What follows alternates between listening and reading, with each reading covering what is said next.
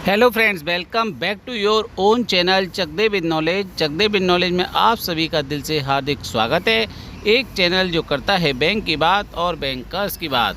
और सभी को इंतज़ार था जो यूनियन के साथ मीटिंग थी आईबीए की, कि उसमें क्या होगा रिटायरीज के लिए, तो क्या होगा एग्जिस्टिंग एम्प्लॉयज़ के लिए। इस पूरे वीडियो को देखने के बाद हमें कमेंट सेक्शन में बता सकते हैं कि क्या हुआ क्या नहीं हुआ, आप सेटिस्फाइड है या नहीं, क्या गलत हुआ क्या सही हुआ। लेकिन फ़िलहाल शुरू करते हैं हम आज का वीडियो, और जिसकी हेडिंग है IBA held discussion with unions at Mumbai on 23 April 2025। और ये सर्कुलर जारी किया गया 24 को, यानी कि नेक्स्ट डे। जैसा कि आप सभी को पता है कि 18 और 21 मार्च को मीटिंग हुई थी। उसका रीज़न था कि एक स्ट्राइक कॉल था यूनियन की तरफ से 24 और 25 मार्च का, यानी कि क्लोजिंग के डेज में, और वो टाल दिया गया था, यानी कि डेफर कर दी गई थी कॉन्सिलेशन मीटिंग के आधार पर। और उसके बाद हुई 23 अप्रैल की मीटिंग। पैरा नंबर 2 और 3 पर टाइम वेस्ट न करते हुए हम सीधे आते हैं काम की बात पर, यानी कि पैरा नंबर 4 के कौन से इशूज़ थे और उनमें क्या हुआ। तो पहला जो पॉइंट है वो है रिक्रूटमेंट। ये सर्कुलर ऑलरेडी यूनियन ने जारी किया हुआ है, उसने उससे अचीवमेंट दिखाया है कि पहले इंडेंट कम था और बाद में जारी हुआ ये सर्कुलर, और वीडियो हम ऑलरेडी जारी कर चुके हैं, तो इस पर बात नहीं करते हैं। पीएलआई की बात किया जाए तो गवर्नमेंट ऑफ इंडिया के साथ रिव्यू पे है, फिर से रिव्यू वर्ड यूज हुआ है, यहाँ पर कुछ हुआ नहीं है। Nothing, not even discussion, proper discussion भी कुछ नहीं है, सिर्फ गवर्नमेंट ऑफ इंडिया को दे दिया गया।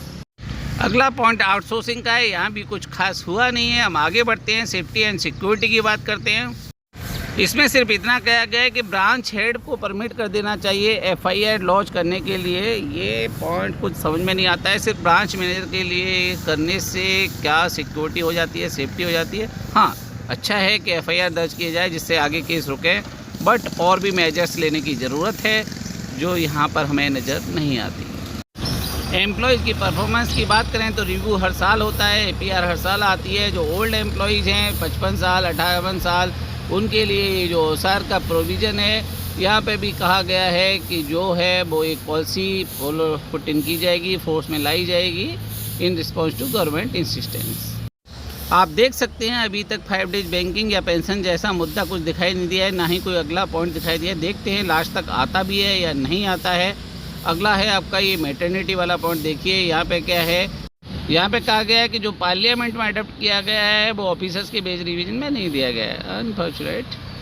पेंशनर्स के लिए लिखा गया है कि एक्स ग्रेसिया 1 और साल दे दिया जाएगा। यार इकट्ठा ये अलाउंस कर दीजिए, बार बार क्यों पेंशनर्स को ये छोटी छोटी चीज़ों के लिए रुलाते हो। देना है कंट्रोल दीजिए। इवन हम तो कहते हैं रिवाइज पेंशन दीजिए, एक्स ग्रेसिया से क्या काम चलता है।